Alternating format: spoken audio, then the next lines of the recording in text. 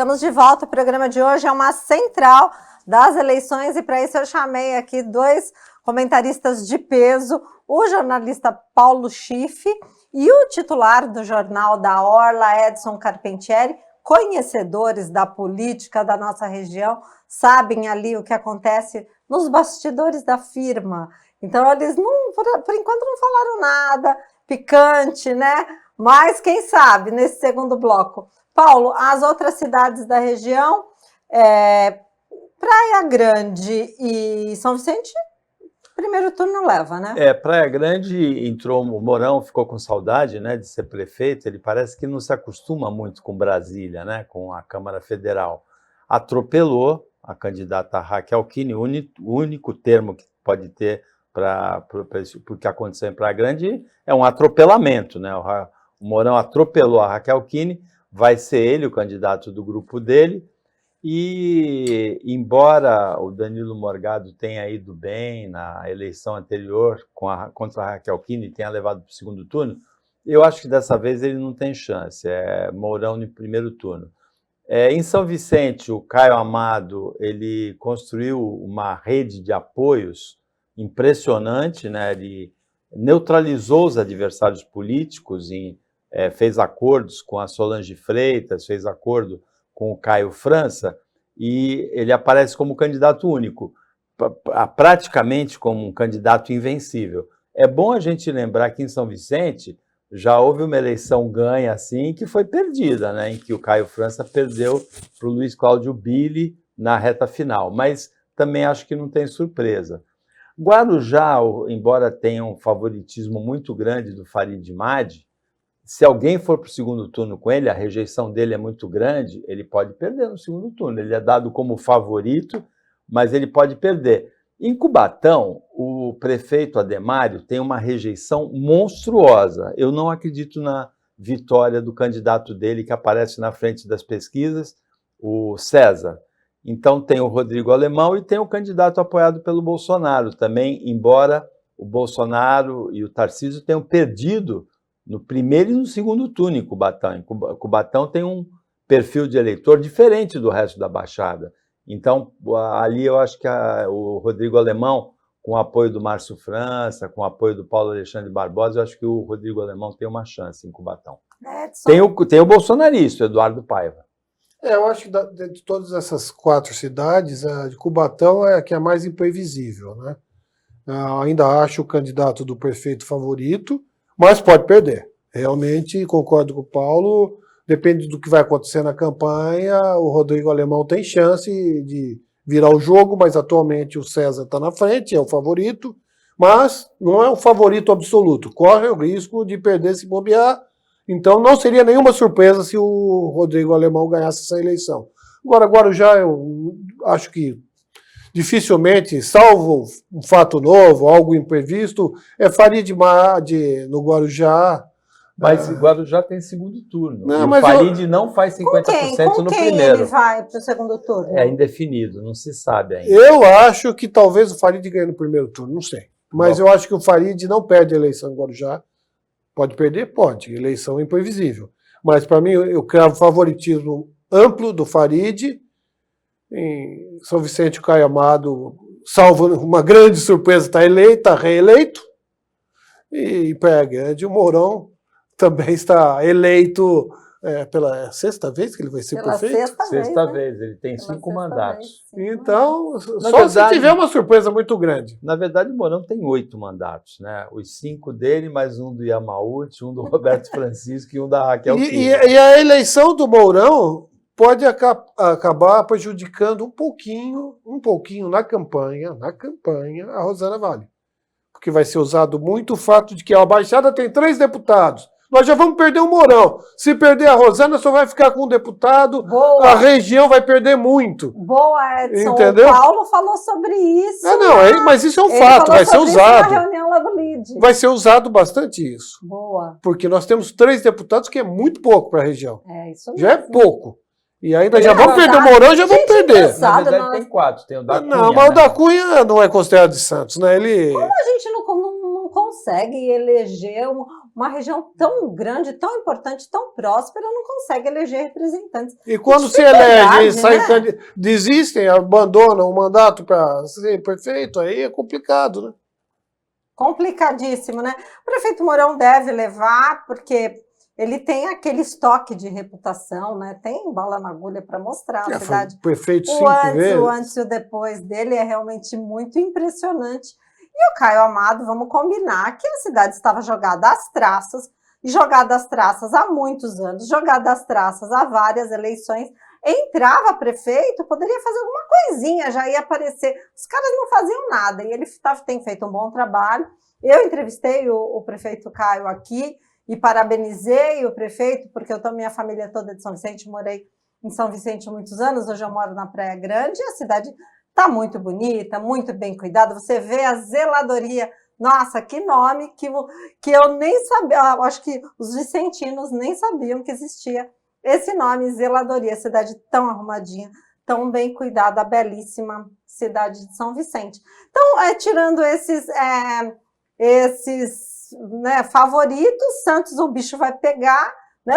Pegue sua pipoca para a gente assistir. Tire as crianças da sala. Tire as crianças da sala, né? E vamos na pipoca para nós assistirmos os debates e mais as cidades um pouquinho mais distantes, Bertioga e Mongaguá, Peruíbe, daí vão ter a sua agenda própria, né, Paulo? Em Peruíbe tem um candidato também bem favorito, que é o Gilson Bargieri, que foi prefeito no começo do século.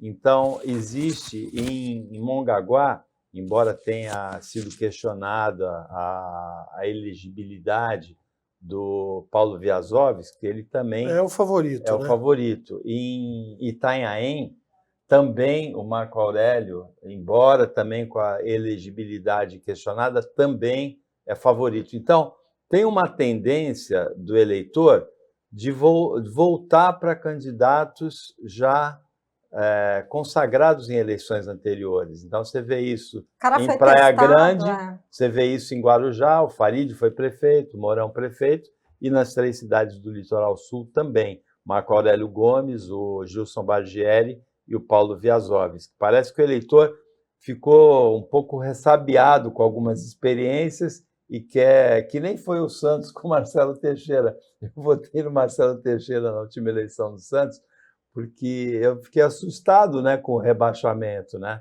Então, a gente, ressabiado assim, volta para um candidato, se volta para um candidato mais experiente, né?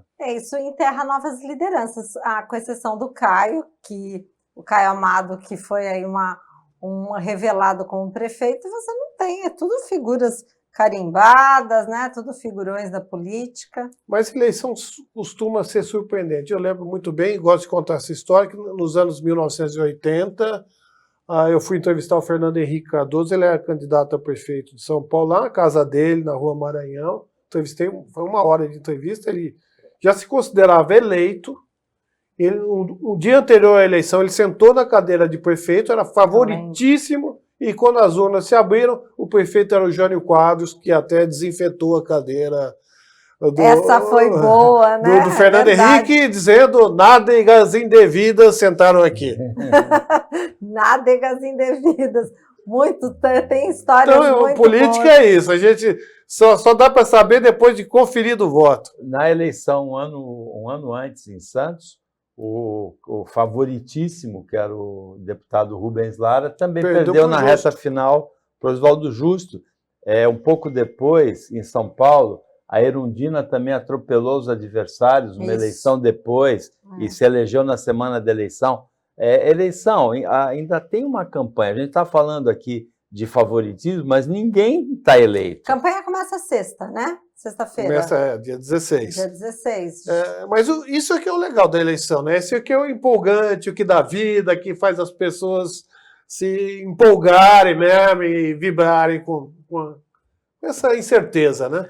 Nesse momento, essa tendência, né? Do mesmo jeito que aqui em Santos está imprevisível, vamos combinar, né? Está imprevisível. É uma a única de certeza é a briga boa. Essa é uma eleição de segundo turno em Santos. É provável que tenha um segundo turno. Vai ter, com certeza vai ter segundo turno. Que tenha um segundo turno. Temos 3 minutinhos. Vamos agora falar falar do mal dos outros.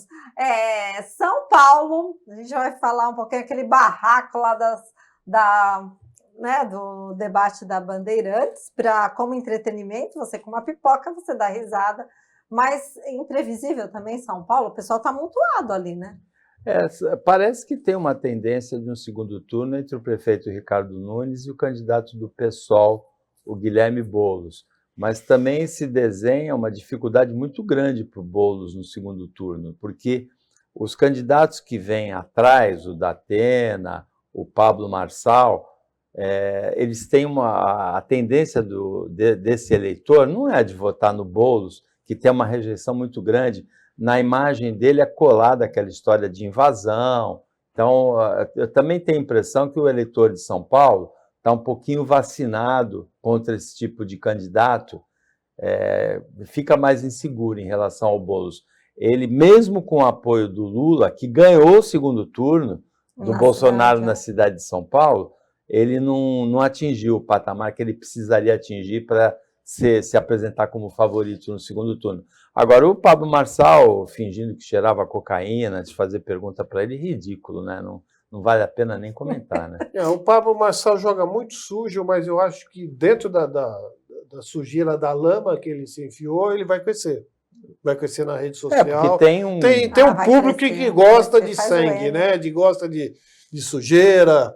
Aí ele corre o risco de ele acabar indo para o segundo turno. Agora, se isso não acontecer, eu acho que o Ricardo Nunes hoje é o favorito. Ele fez um bom trabalho, né? Um vice que pegou o negócio bonde andando por ser vice e de repente ele tá lá fazendo. Eu dei uma olhada nos indicadores São Paulo da prefeitura tem uma questão histórica interessante.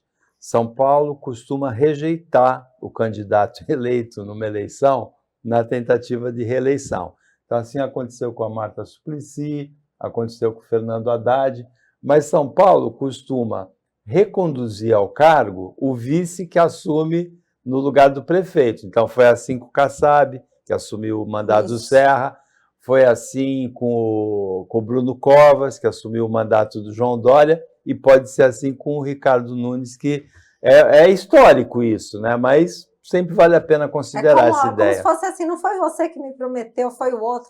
Então, vou te dar uma oportunidade, mais ou menos isso, né? Agora, a grande maioria dos candidatos, 70% dos candidatos à reeleição, mais de 70%, tem sucesso na reeleição. Em São Paulo, quebra um pouco essa escrita, né? Quebrava, né? Mas ele vai ser candidato à reeleição no Nunes. Mas como de vice. Assume, sim. Mas hoje eu reputo ele como o favorito. É o favorito. O Nunes, né? O Nunes é o favorito. Pode não ganhar. Mas o Pablo vai fazer aquele barulho. Mas olha, muito, pode ser que chegue. Muitos memes, né? São Paulo tem duas grandes promessas da política brasileira. Uma vai ser candidata, que é a Tabata Amaral, que é uma revelação, e o outro não vai ser candidato, né? Foi vendido pelo partido União Brasil, o Kim Kataguiri, que não vai ser candidato. Mas são dois lideranças jovens promissores. Duas lideranças um mais centro-esquerda, outro mais centro-direita. E duas lideranças promissoras. Não há tempo para mais nada, foi um bate-papo delicioso. Fizemos aqui a nossa central das eleições, faremos outra aqui com essa dupla que sabe tudo, deixa começar, né? Passando o primeiro turno, vamos ter aí segundo turno em todas as cidades, vamos comentar de novo. Um beijo, um grande abraço para você que nos acompanha e até a semana que vem.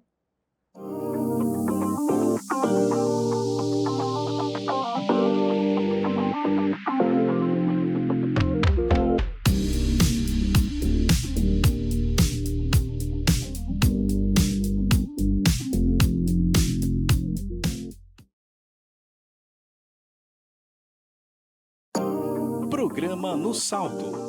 Oferecimento Acta Motors.